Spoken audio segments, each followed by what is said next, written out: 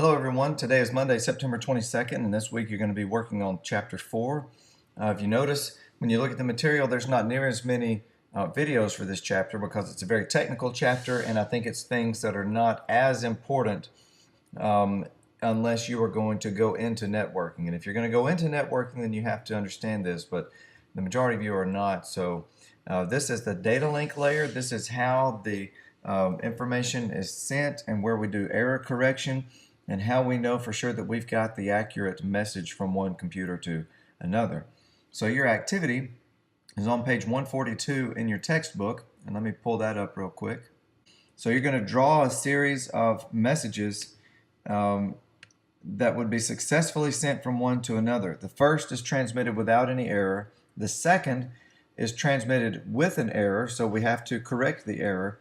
The third was initially lost, and so we have to correct the fact that it's lost. It's not just an error, it's not there at all. And the fourth, the ACK or the acknowledgement for the fourth is lost. So the message was correct, but the acknowledgement for the message was lost.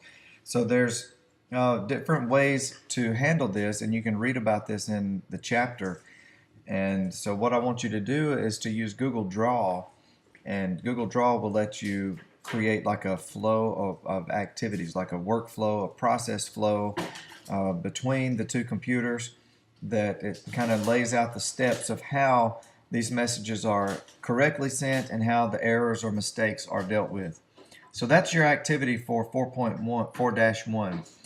Somebody asked me for a example, and I don't do examples because in theory everybody's is going to be basically the same. So the work is for you to understand the process and to lay out what that process looks like. And if I show you what someone else has done, then that takes the work out of it.